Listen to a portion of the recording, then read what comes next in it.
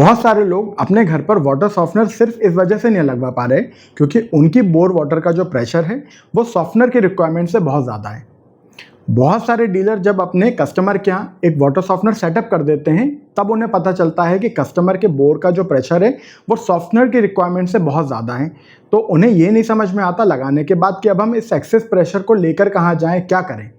नमस्कार दोस्तों, मैं विधान Goyal, CEO and founder purity hub. आइए आज डिस्कस करते हैं कि इस प्रॉब्लम को आप कैसे 100% एलिमिनेट कर सकते हैं अपने वाटर सॉफ्टनर के साथ।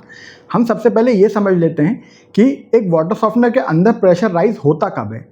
नॉर्मल जब आपको वाटर सॉफ्टनर अपनी सर्विस दे रहा है यानी वो सर्विस मोड पे है, उस वक्त उसमें प्रेशर राइज नहीं होता है। लेकिन जिस वक्त वो क्लीनिंग करता है, अपना रीजनरेशन करता है, तो सॉल्ट सक्शन और ब्राइन रिफिल के वक्त उसमें प्रेशर 3 गुना हो जाता है। तो मान लीजिए अगर इनलेट पर आपका प्रेशर करीब 2 kg के आसपास आ रहा है या 2.5 kg के आसपास आ रहा है, तो रीजनरेशन के वक्त, सॉल्ट सक्शन के वक्त ये प्रेशर करीब 6 kg, 6.5 kg हो जाएगा।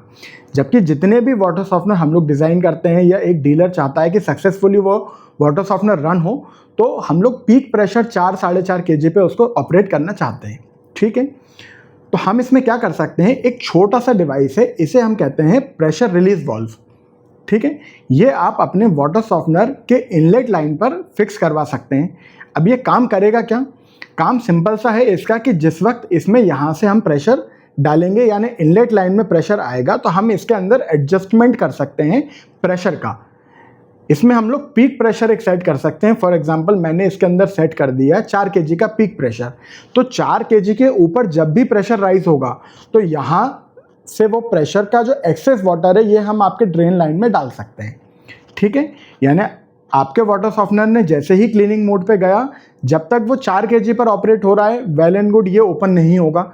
लेकिन जैसे ही उसने 4 kg के ऊपर जाने की कोशिश करी तो यहाँ से इसका एक लीवर है, ये ऊपर हो जाएगा और एक्सेस जितना भी प्रेशर है पानी का वो इस लाइन से निकल के बाहर आ जाएगा। यानी आपका जो वाटर सॉफ्टनर है ये कभी डैमेज नहीं होगा। अब रही बात सर्विस के दौरान, जिस वक्त सर्विस मोड पे है उस वक्त तो वैसे भी आपका जो प्रेशर है वो 2 kg से 2.5 kg पे ऑपरेट हो रहा है, जिसमें कोई समस्या ही नहीं है। उस वक्त तो ये ऑपरेट होगा भी नहीं क्योंकि हमने इसमें प्रेशर ही 4 kg का सेट किया है। और इसको सेट करना भी बहुत ज़्यादा आसान है। एक लेमैन भी, कोई आम आदमी भी इसको सेट कर सकता है। कैसे करते हैं ये मैं समझा देता हूँ। तो इसको सेट करना बहुत आसान है। कैसे करते हैं ये हम समझ लेते हैं। सबसे पहले ये इसका अपर कैप हटाइए और ये टॉप इसका एक स्क्रू है, इसको आप खोल लीजिए। ठीक, ऐसा करने से आपका ये वाला जो कवर है इसका, ठीक है, ये आप अलग कर सकते हैं। इसके बाद अगर आप इसको ध्यान से देखेंगे तो यहाँ पर एक रबर लगी हुई है और रबर को प्रेस किया हुआ है इस स्प्रिंग ने। ठीक है, इस स्प्रिंग के टेंशन से ही हम इसको ऑपरेट करते हैं। इसके अंदर कोई इलेक्ट्रिसिटी या कोई और चीज़ नहीं है, मैकेनिकली ये ऑपरेट होता है, इसलिए इसकी लाइफ बहुत ज़्यादा है। इसमें कभी एक बार सेटअप होने के बाद कोई परेशानी आती भी नहीं है। ठीक है, अब हमें अगर अपने वाटर सॉफ्टनर के लिए सेट करना है इसको, तो हम सबसे पहले ये वाला जो नट है यहाँ पे इस स्क्रू के टेंशन वाला, इसको पूरी तरह से ढीला कर लेंगे। सबसे पहले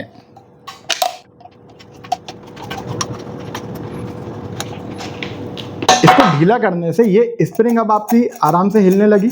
ठीक है, और अब आप देखेंगे कि यहाँ पर ये जो रबर है ये भी हम इसको आसानी से उठा पा रहे हैं। ठीक है, इतना करके आप इसको यहाँ पे इनलेट लाइन में एक टी लगा के इसमें एक कनेक्शन दे दीजिए। ठीक है, और अब आप अपने वाटर सॉफ्टनर को डालिए रिचार्ज मोड पे और सॉल्ट सक्शन या फिर ब्राइन रिफिल वाले मोड पे आप डाल दीजिए, तो वो अपने पीक प्रेशर पे जो ऑपरेट होना होगा हो जाएगा। अब ऐसे में क्या होगा, जिस वक्त इनलेट लाइन से पानी आ रहा है तो पूरा पानी आपका यहाँ से निकलना शुरू होगा। जैसे ही निकलना शुरू होने लगे, ठीक है, तो अब आपको इसको टाइट करना शुरू करना है। टाइट करते करते करते करते आप उस पोजीशन पे ले आइए जिस पीक प्रेशर पे आपको आपका वाटर सॉफ्टनर ऑपरेट करवाना है। चूँकि आपके वाटर सॉफ्टनर के साथ में एक आपको वो मिला है प्रेशर गेज। ठीक है, तो प्रेशर गेज आपको प्रेशर बताता रहेगा कि कितना प्रेशर आ रहा है। मान लीजिए आपको 4.5 kg के पीक प्रेशर पे ऑपरेट करना है, तो 4.5 kg जैसे ही वहाँ दिखने लगे इसको कसना आप बंद कर दीजिए। तो थोड़ा थोड़ा पानी यहाँ से आता रहेगा या थोड़ा एक्स्ट्रा पानी आता रहेगा, इधर इधर से निकलेगा चारों तरफ से। ठीक है, और ये वाला जो कनेक्शन होगा, ये जो इसको डायरेक्शन देने वाला कनेक्शन है, ये आप वापस इस पे लगा के वाटर का डायरेक्शन सेट करने के लिए रहता है ताकि पानी फैले ना। ये यहाँ से आप कनेक्शन आपके ड्रेन में डाल दीजिए, तो जब भी आपका वाटर सॉफ्टनर रिचार्ज मोड पे जाएगा तभी उसमें प्रेशर राइज होगा, तभी पानी निकलेगा और ये वाला पानी आपके ड्रेन लाइन में चला जाएगा। इतना इजीली ये सिस्टम सेटअप हो जाता है आपके वाटर सॉफ्टनर के साथ। तो इतना आसान है इसको सेट करना, ठीक है। इसमें कोई भी, मैं दोबारा दोहरा रहा हूँ कि इसमें कोई भी इलेक्ट्रिकल कनेक्शन हमें नहीं देना पड़ता, ये केवल प्रेशर ऑपरेटेड होता है। और सेकंड चीज़, ये पीआरवी जो नॉर्मल मार्केट में आती हैं उनको कहते हैं प्रेशर कंट्रोल के लिए एक पीआरवी और आती है, उसको प्रेशर रिड्यूसिंग वाल्व कहते हैं। तो वो क्या होता है, आप अपने बोर के आगे उसको सेटअप नहीं कर सकते। वो लगता है वहाँ पे, जैसे आपका 24 माले 25 माले की बिल्डिंग है और टॉप फ्लोर से पानी जब आपके यहाँ नॉर्मली गिरते हुए आ रहा है, तब आप अपने घर में पीआरवी लगाते हैं ताकि मोटर तो वहाँ है नहीं, कोई लोड मोटर के ऊपर नहीं आ रहा, तो आपके घर में एक नॉर्मल प्रेशर से पानी आ जाए, वहाँ पे प्रेशर रिड्यूसिंग वाल्व हम लगाते हैं।